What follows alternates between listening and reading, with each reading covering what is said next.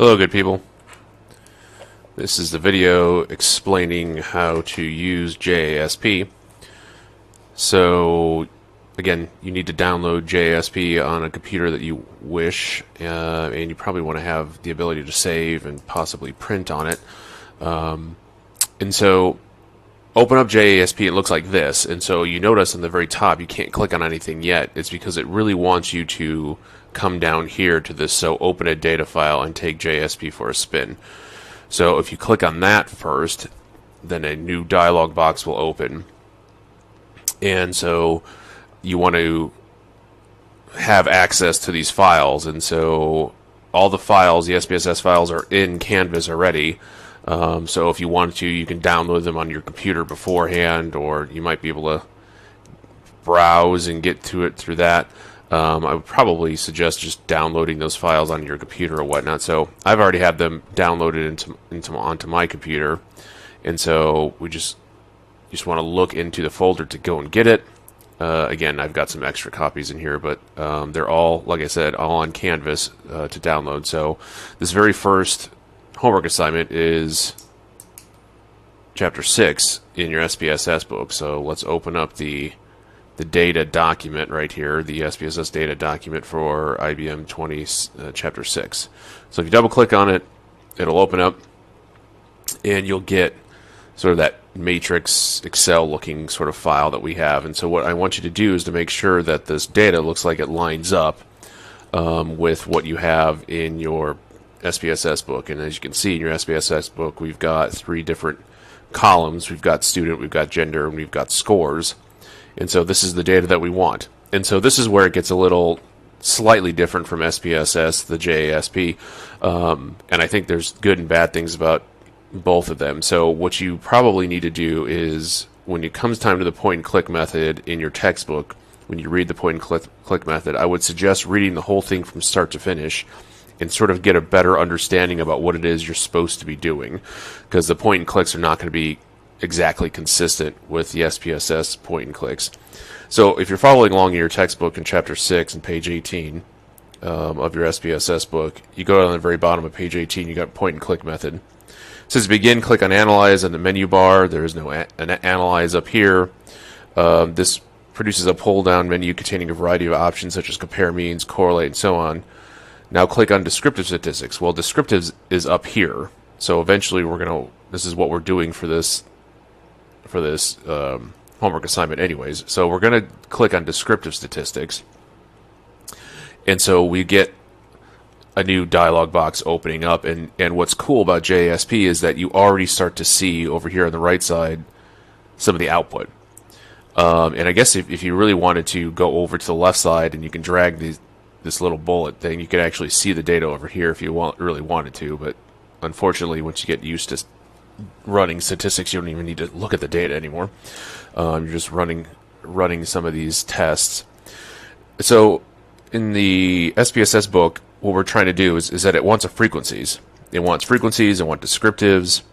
And so what is it that we're looking for? We're looking for descriptive statistics. So if you look down here, we've already in descriptives. And if you're following along, again, read the whole thing in your SPSS book to understand what you're doing. You're not looking for the descriptive for student or for gender. What is sort of important, what I need you to know here is, we talked about when it comes to level of measurement, JASP really wants you to make sure you understand that level of measurement. So what am I talking about? So up here on the top left, if you right click, or maybe if you just left click, it says click here to change the column type. And so you can see what scale of measurement we have. We got scale, which is basically ratio and interval, or we got ordinal or nominal. And so in order for JASP to work, you really need to make sure you have these classified correctly. So score, you could get a 0 on it.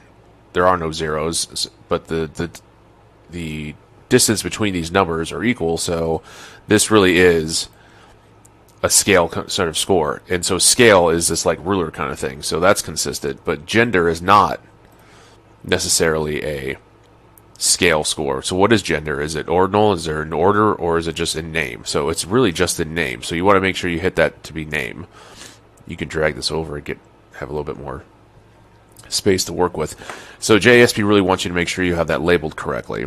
SPSS, not so much. So what is it we want? We want to look at gender, and we want to look at score. So you click on them and then hit the arrow over, so you're over here in this variables box. And so you're over here on the right, it's already starting to populate your output, which is kind of cool. Again, you can't even see that in SPSS yet. But we do kind of want some more statistics, because if you look in your homework, it already has the output that you should be getting. And so if you look on page 22 of your book, that statistics table, it's got a lot of stuff on here that's not in what we're looking at right now in the JASP. So if you go down here to the sort of bottom middle left over here, you can click on statistics, and now you can add things that you want. And so what I want you to do is add things that we're covering at the time of our class. So we did talk about the standard error of the mean. That was in no, actually we didn't talk about standard mean, so let's get rid of that. We have talked about the range. We have talked about variance. We have talked about the mean, the median, and the mode. And we've talked about skewness. So we did not talk about kurtosis or Shapiro-Wilk test or mad robust or interquartile range or quartiles and that kind of stuff. So just click on the things that you know that you understand based off of the textbook and put them in there. And so we already see over here on the right our descriptives table, which is kind of cool. So it's got all these things in there, which is nice. And that's pretty comparable to what's going on in the SPSS book, what you should have. But what else does it want us to do? Well, it wants us to have a frequency table. Okay, so over here it says frequency tables. That's cool. And it says right here, we only get nominal, ordinal, variable frequency tables. So that's, I guess, kind of cool. So we click on it, and we'll end up getting a frequency table for our gender, which again is kind of what we want. If you see in your SPSS book, this is what we want. We want this table. So we've already got the descriptive tables, we've got the frequency table, and the last thing that the SPSS homework is asking us about is a histogram. And so histogram is a form of a plot. So if you click on this plot, it goes all the way down, and you start looking, you're like, oh, there's a histogram, but we don't necessarily want scatter plots yet. We really want distribution plots. So again, this is why I'm showing you this video. We really want a distribution plot of this data as opposed to scatter plot. We'll talk about scatter plots later in the semester. So we're looking at distribution plot, and you can see this is thinking and spinning and whatnot. And so now we get our distribution plot for gender here, and we get our distribution plot here for score. And this score is fairly consistent with what it is that we were looking for in our SPSS book. So this is kind of what I'm looking for the JASP stuff. And so what I'd like for you to do is to save this. And so how do we do that? So we can save as. Let's just keep saving it here. And so now we've got a JASP file output. So we can save it here.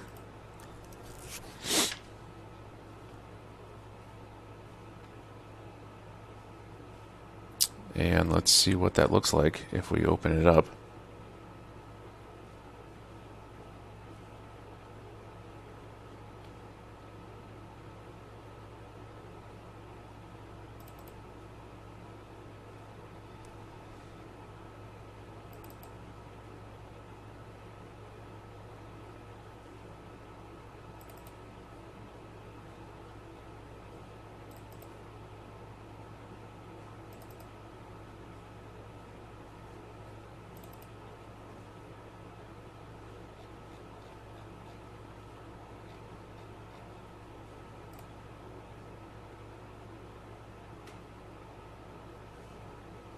Sorry, this is taking a little longer.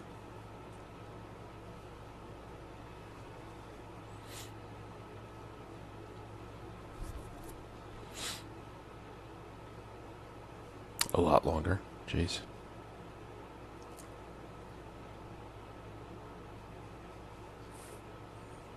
So this is the time where you say if you're running JASP, it's going to be a data hog and sort of get in the way of doing certain things. So if you just click on it, we've already saved that file, which is kind of cool. I'm assuming, again, just because it's a data hog, it's going to take a while to open up as well.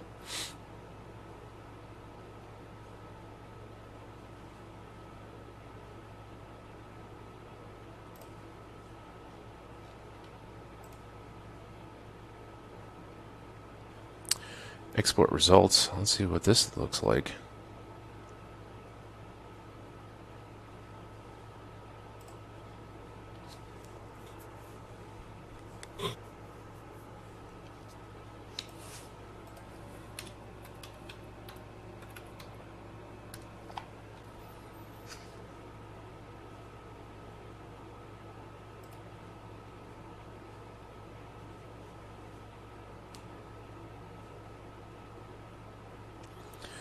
Looks like it saves as a Chrome document.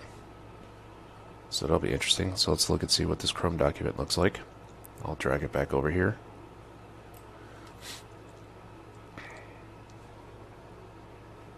And so this is what the Chrome document looks like, which is kind of cool. I don't love how these plots aren't looking very good.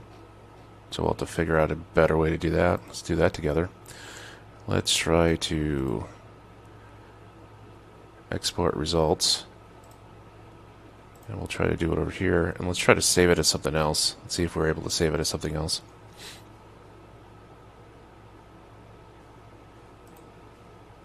No, doesn't look like it. Awesome. Dope.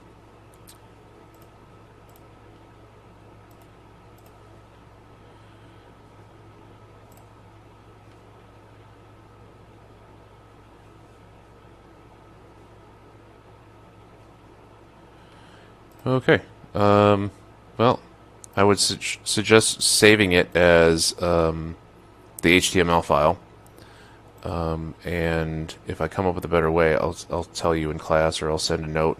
But this is sort of how I want you to understand how to use JASP and get what you kind of want out of it. So again, it's going to be slightly different from the SPSS, but the JASP is much more flexible because you can do it when you want on your computer. So I'll talk about how to make sure we save this in somewhere else, but I wanted to show you what was going on here. So good luck. If you got any questions, let me know about it. Thanks for listening.